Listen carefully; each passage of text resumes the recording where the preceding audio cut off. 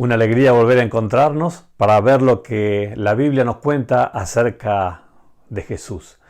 Y hoy estaremos viendo especialmente acerca de los antepasados de Jesús, para que podamos ver cómo Él se enraiza en las historias de nuestra humanidad hasta llegar a los confines, totalmente enraizado con nuestra naturaleza humana. Así fue Jesús cuando nació como uno de nosotros. Antes de adentrarnos en el tema de hoy específicamente, quiero hacer una corrección con respecto a algo que mencioné en el video anterior. Yo había mencionado que Marcos había sido uno de los 12.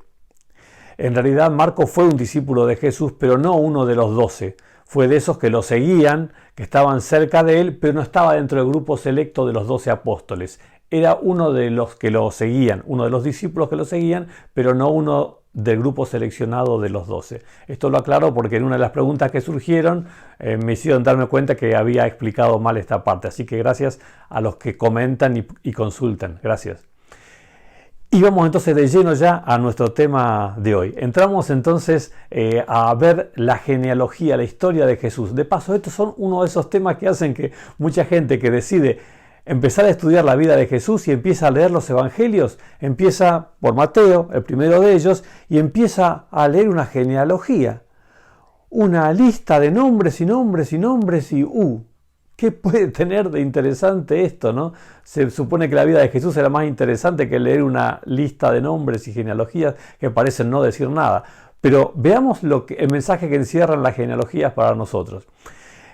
Primero vamos a ver la genealogía de Jesús según la presenta San Lucas, porque Lucas y Mateo son los dos que presentan los antepasados de Jesús. Lo que nos cuenta Lucas en el capítulo 3, versículo 23 hasta el 38, pueden leerlo después en casa si quieren, empieza diciendo que Jesús al comenzar su ministerio era como de 30 años, hijo, según se creía, de José, hijo de Elí, y sigue, hijo de y va yendo por cientos y miles de años para atrás, hasta que en el versículo 38 termina diciendo, hijo de Enos, hijo de Set, hijo de Adán, hijo de Dios. Fíjense cómo pone las raíces de Jesús hasta lo más profundo de la humanidad, desde que la humanidad empezó y se generó en Adán. Por eso termina llamando a Jesús hijo de Adán, hijo de Dios.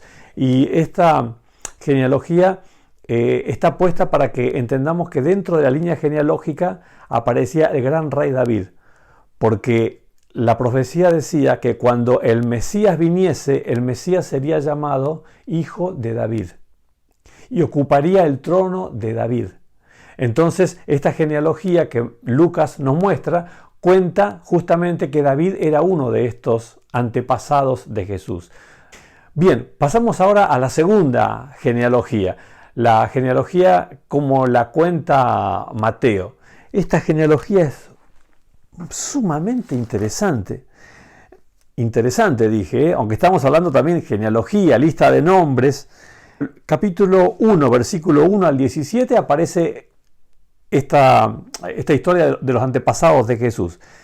Pero el versículo 17 hace un resumen y dice así: de manera que todas las generaciones, desde Abraham hasta David, porque San Mateo empieza a contar los antepasados de Jesús desde Abraham. Y entonces dice, desde Abraham hasta David hubo 14 generaciones, dice. Este primer grupo de 14 nombres que aparecen tienen que ver con una historia increíble, porque van desde Abraham. Abraham es alguien que nunca debió tener descendencia, porque él no podía tener hijos. Y sin embargo nos cuenta cómo Dios de lo imposible hizo un pueblo numeroso como la arena del mar. Y llega hasta el apogeo en esta serie de primeros 14 nombres, porque llega hasta el gran rey David, el momento de mayor apogeo del pueblo judío, del pueblo de Israel. Y después dice, desde David hasta la deportación a Babilonia también hubo 14. Claro, después de llegar al apogeo en la época de David, La verdad es que los líderes de Israel fueron generalmente de mal en peor y fueron básicamente un desastre, y terminó el pueblo de Dios siendo llevado cautivo a Babilonia. O sea que esta segunda etapa de 14 nombres nos llevan desde el glorioso rey David hasta el desastre de la destrucción, desolación y deportación finalmente del pueblo de Israel a Babilonia. Una serie que va en perfecta decadencia, ¿no? Y después dice 14 desde la deportación a Babilonia hasta Cristo también. O sea que desde la deportación a Babilonia hasta Jesús menciona otros 14 nombres. Estos 14 nombres presentan el más grande contraste que puede haber, porque parten de un pueblo destrozado, que había traicionado a su Dios, que se encuentra volviendo después de cautiverio en Babilonia con las manos vacías, sin ciudad, sin templo, con la cabeza gacha y buscando resurgir de las cenizas, hasta el extremo más maravilloso, porque llega hasta el momento en el que se cumple la profecía dada por 4000 años y el Mesías viene. Entonces el contraste de esta serie es realmente espectacular. ¿Por qué series de 14? No fueron solo 14 los que hubo entre una etapa y otra. Seguramente es por razones mnemotécnicas y para que, utilizando quizás los personajes más destacados de cada una de estas series. Y ahora quería ir especialmente a una particularidad que tiene Mateo al contar la genealogía de Jesús, que es impresionante. Ustedes fíjense si leen lo que dice, por ejemplo, el versículo 2. Estamos en el capítulo 1 de Mateo, versículo 2. Ahí dice que Abraham engendró a Isaac. Abraham a Isaac. No se menciona la esposa de Abraham, que era Sara. Dice que Abraham engendró a Isaac simplemente. ¿Saben por qué es esto? Es porque en las genealogías judías no se mencionaba a la mujer, se mencionaba al hombre. La mujer tenía un rango bastante menor que el del hombre y no participaba de las genealogías, no figuraba acá. Entonces después dice el versículo 1 que Isaac engendró a Jacob. No dice que Isaac y Rebeca, menciona solo a Isaac. Y después Jacob a Judá y a sus hermanos. Y es así porque se mencionaba solamente al hombre, ¿no? Ahora, fíjense qué loco esto, porque en el versículo 3 dice que Judá engendró de Tamar, acá aparece una mujer, Judá engendró de Tamar a Fares y a Sara. Qué loco esto, porque esta historia ustedes pueden encontrarla en Génesis el capítulo 38, pero esto es muy fuerte lo que les voy a contar ahora. Es increíble que la primera mujer que aparece en el historial de Jesús es Tamar. Tamar se había casado con uno de los hijos de Judá. Ese hijo de Judá murió y no le dejó ningún hijo a Tamar. No había un primogénito que perpetuara el nombre. Por lo tanto, la ley decía que el siguiente hijo que tenía Judá debía ser dado por esposa a Tamar para que de él tuviese descendencia. Esto hizo Judá, dio su segundo hijo y resulta que este segundo hijo también murió. Tenía un tercer hijo, Judá, que también debía dárselo. Lo que pasa es que este era menor y entonces le dijo Judá a Tamar que espere, que ya se lo daría cuando crezca. Y Tamar esperó, pero cuando el tercer hijo de Judá tenía ya edad de casarse, Judá no se lo quiso dar, se hizo el distraído y Tamar decidió que actuaría en base a esto. Así que decidió hacerle una jugada a su suegro. La jugada que le hizo, conociendo seguramente cómo él se movía, fue disfrazarse ella de prostituta. Y se sentó en la puerta de una ciudad donde Judá iba a trabajar, estaban esquilando ovejas. Y se disfrazó de prostituta, se puso un velo con el que no se le veía el rostro y calculó que su suegro seguramente iría a pedirle sus servicios creyendo que era una prostituta más. Lo cierto es que calculó bien porque Judá vino, pidió sus servicios y bueno, Tamar quedó embarazada de su suegro y de su suegro tuvo gemelos. Una historia bastante turbia realmente para tenerla acá. cuando Judá se enteró que Tamar estaba embarazada, que su nuera estaba embarazada, se ofendió tremendamente porque se manchaba el honor de su hijo. Pero Tamar, que era muy despierta, había guardado una prueba de que el padre de esas criaturas era el mismo Judá. Así que cuando le presentó las pruebas a su suegro, ahí quedó todo, ¿no? Pero una historia bastante rara para que aparezca en los antepasados de Jesús. ¿Por qué tuvo que meter a Tamar, que remitía todas estas historias? Bueno, en el versículo 5 dice que Salmón engendró de Rahab a Booz.